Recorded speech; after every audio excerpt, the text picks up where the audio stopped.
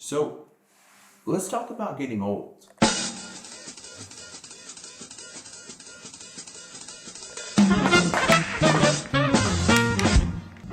You know, aging is like this itch on your back you can't fully scratch. It comes from the fact that one day, everything will come to an end, and the light, as you know it, as all you've ever known life to be, will eventually turn off. It's strange when you think about it, the idea of oblivion, or reincarnation, or an afterlife. But whichever it might be, in some sense, we're getting a little ahead of ourselves. I mean, we're not dead just yet. There's still so much to be seen, so much to be done. And so the big question behind all of this is how?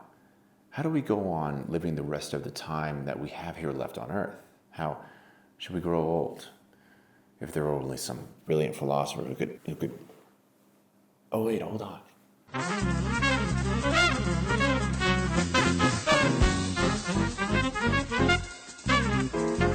Meet Bertrand Russell, a British historian and philosopher in the mid-1950s.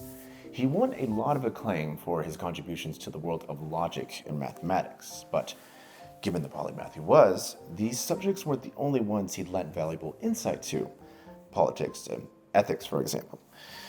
And toward the end of his life, when he was 81 years old, he wrote this short essay titled How to Grow Old, which was an earnest attempt at handing down some good life advice to the next generation.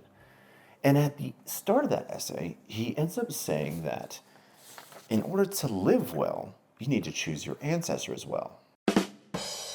But on a more serious note, he gets to the theme of how to approach dying, as we all are, and the eventual death that awaits us.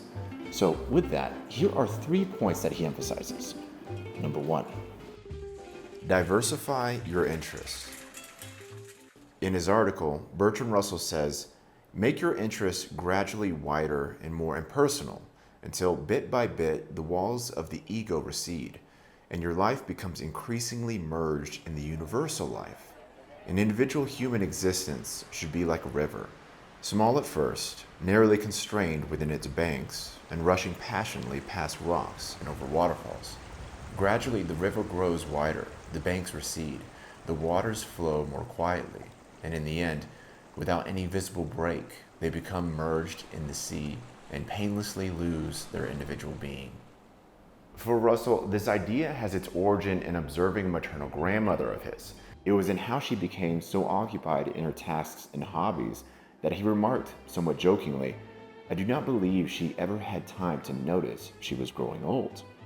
What Russell was getting at was the value of staying productive into your old age, because in being passionately occupied with your work, he remarks, you will have no reason to think about the merely statistical fact of the number of years you have already lived, still less the probable shortness of your future. To clarify, if we're to say all this another way, just don't put all your eggs into one basket.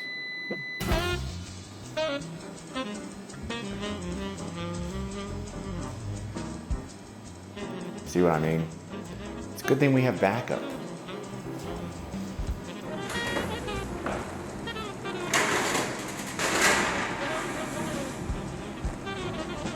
Shit! You know, sometimes life doesn't always go as we expect. And this segues nicely into Russell's next tip for growing old. Tip number 2, don't expect happiness in the end. Again, because of life's cold indifference towards humanity, Russell thought it foolish to fall into the trap of anthropomorphizing it, giving the universe human traits and characterizations, especially when it comes to giving it a purpose-driven mindset, where the blessings of the universe just so happen to fall upon you as a fortunate favorite, endowing your existence with all the right stuff to inherit a happily ever after. Dr. Russell put it like this. Life is not to be conceived on the analogy of a melodrama in which the hero and heroine go through incredible misfortunes for which they are compensated by a happy ending. And so how does Bertrand Russell propose we live a life of meaning despite such grim circumstances? Well, here is now Bertrand Russell's 3rd and final tip for aging well. Number 3, reflect often on your own mortality. So yeah, it's back to the basics. The old Stoic maxim, memento mori, or remember death. Dr. Russell believed that as we age, we tend to become more aware of our mortality. We start to realize that we only have a limited amount of time left on this planet. And that can be pretty scary.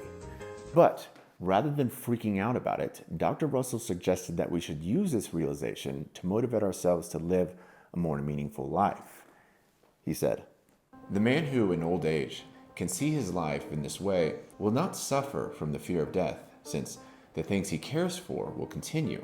And if, with the decay of vitality, weariness increases, the thought of rest will not be unwelcome.